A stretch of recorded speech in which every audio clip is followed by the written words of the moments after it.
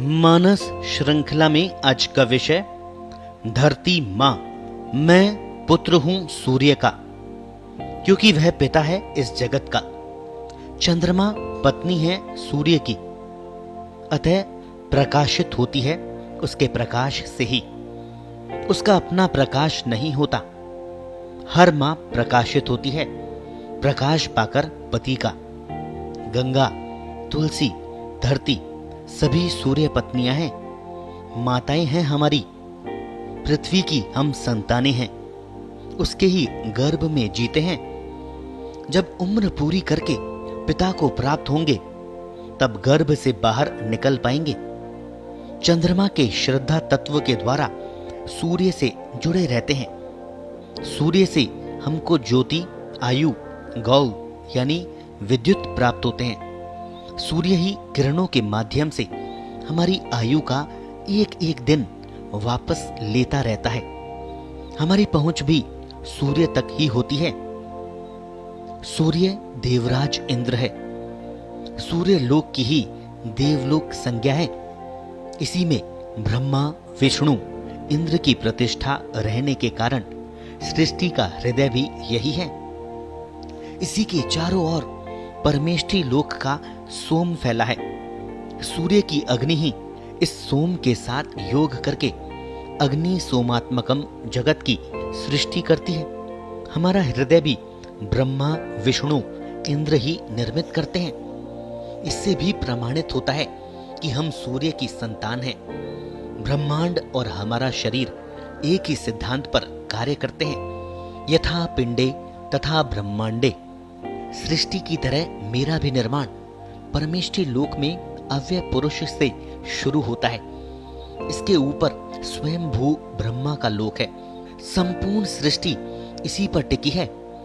ब्रह्मा के जरिए हमारा नित्य संपर्क रहता है। यही नहीं, ये ब्रह्मा ही हमारे हृदय की प्रतिष्ठा है। विष्णु हृदय के पोषण के लिए आहार लाता है। इंद्र शेष अवशिष्ट का विसर्जन करता है। एक बच्चा मां की गोद में रहकर बड़ा और संस्कारवान बनता है। इसी मां की कोख में पिता के बीज से स्वरूप निर्मित होता है।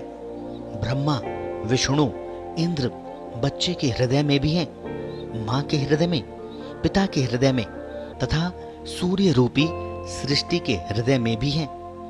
गर्भ में बालक के शरीर का, मन का, ज्ञान का विकास स्पंदनों के द्वारा ही होता है। शरीर भूत सृष्टि का अंग है और स्पंदन शब्द ब्रह्म का। स्पंदन ब्रह्म की शक्ति है, माया भाव है। सृष्टि का विकास आकाश तत्व से होता है। नाद आकाश की तन्मात्रा या उसका गुण है। स्पंदन या नाद के बाहर कुछ भी नहीं है। गर्भ में बालक का संपूर्ण विकास मां के शब्दों से, वातावरण की ध्वनि तरंगों से ही होता है। बालक का संपूर्ण विकास इन स्पंदनों की लय, ताल, सुर, आत्मीयता, मन के भाव आदि पर भी निर्भर करता है। लय शरीर को प्रभावित करती है। सुर मन को तथा ध्वनि की समग्रता ही एक रूपता तथा इसकी परस्पर संबद्धता को प्रभावित करती है। इसी प्रकार धरती की कोख में स्पंदनों का ये प्रभाव स्थूल तथा सूक्ष्म दृष्टि से भी हमारे विकास पर पड़ता रहता है। जीवन में शब्द ब्रह्म की साधना का महत्व यही समझ में आता है। वाग देवी की कृपा से ही हम इस भूत दृष्टि से मुक्त हो पाते हैं। भूत सृष्टि के धारणा, ध्यान, समाधि का मार्ग दूसरा विकल्प है मां की गोद में समा जाने का। माया जननी भी है और पुनर्जन्म के लिए मृत्यु का कारण भी है। काल और काली की अवधारणा का यही संकेत है। मेरा शरीर आनंदमय कोश है, पृथ्वी से जुड़ा है। इसके भीतर प्राणमय कोश सूर्य से जुड़ा है। मनोमय कोश चंद्रमा से, विज्ञानमय कोश परमेष्ठी से जुड़ा है।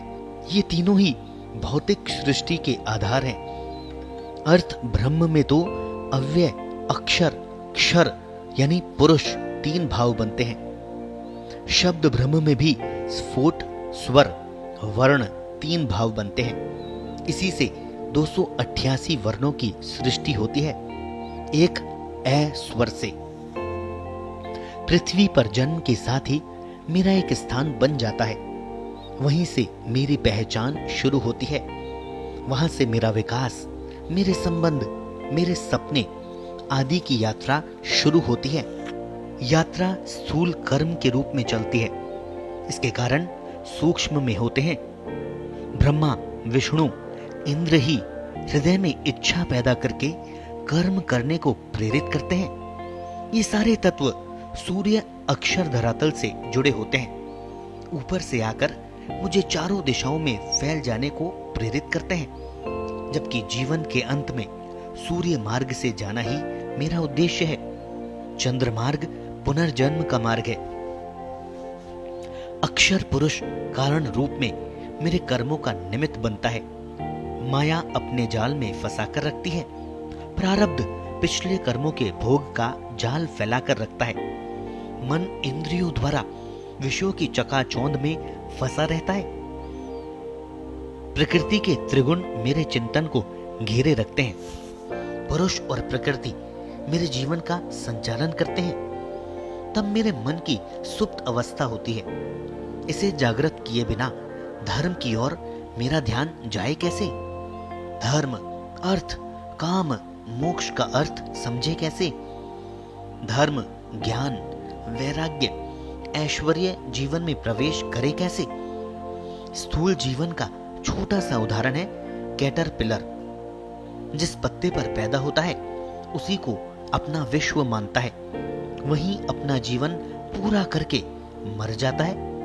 सुयोग से यदि उसे तितली बनने का अवसर मिल जाता है तब उसे पराग का स्वाद मिल पाता है। उसके बाद उसे पत्तों से कोई मोह नहीं रह जाता। पूर्ण रूप से विरक्ति, आसक्ति मुक्त, मानो पहले कभी कोई संबंध रहा ही नहीं हो। तितली बनते ही विश्व के सभी फूल उसे एक से आकर्षित करते हैं। जब तक जीती है बस अमृतपान के सहारे।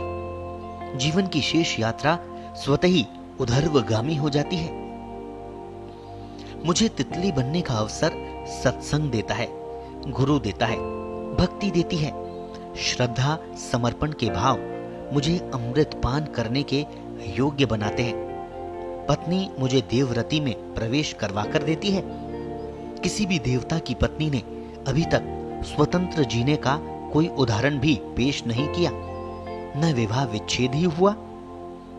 धरती मां की गोद में मेरा जीवन प्रकृति से घिरा रहता है। सूर्य, चंद्रमा, नक्षत्रों से प्रभावित रहता है।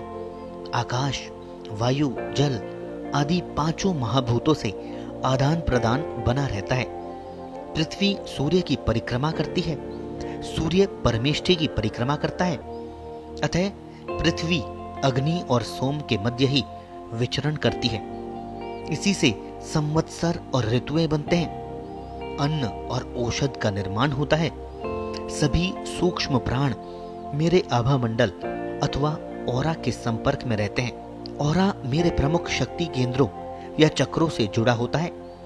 चक्र ही शक्ति के संग्रहण एवं वितरण केंद्र होते हैं। यही उपयोग के बाद विसर्जन कार्य भी करते हैं। चक्र शरीर, मन, बुद्धि, आत्मा के धरातल से जुड़े होते हैं।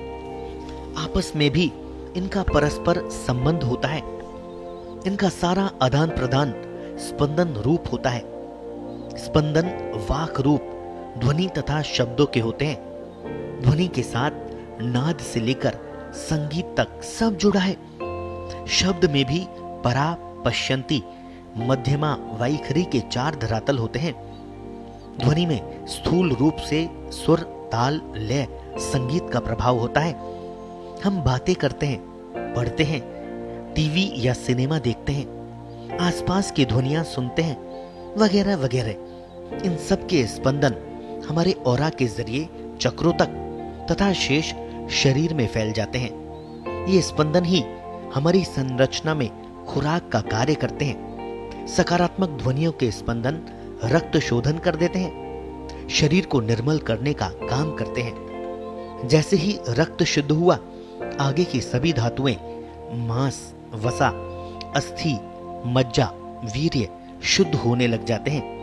स्पंदन मन को तरंगित करते हैं, भावों को परिवर्तित करते हैं।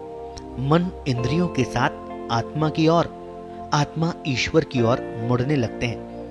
जप का स्वरूप वाचिक से उपांशु तथा मानस की ओर अग्रसर होने लगता है। वैखरी में ठहराव तथा मध्यमा से पश्यंती में प्रवेश होता जाता है। जैसे ही विज्ञानमय कोश में प्रवेश हुआ कि मन बाहर से सिमट जाता है। अक्षर सृष्टि में ऋतंभरा में प्रवेश हो जाता है। व्यक्ति सूक्ष्म को, सृष्टि के कारण को समझने लग जाता है। शरीर की क्रियाएं शिथिल पड़ने लगती है। जो आत्मा शरीर के सहारे 100 साल तक धरती मां की पकड़ के कारण हवा में खड़ा था, वह फिर से पिता की ओर प्रयाण करने को आतुर दिखाई पड़ने लगता है। मां की गोद से निकलकर वृहद सृष्टि अथवा ब्रह्मांड में बसना चाहता है। फिर अचानक अक्षर के माध्यम से अव्यय में लीन हो जाता है। फिर मां के पास नहीं लौटता।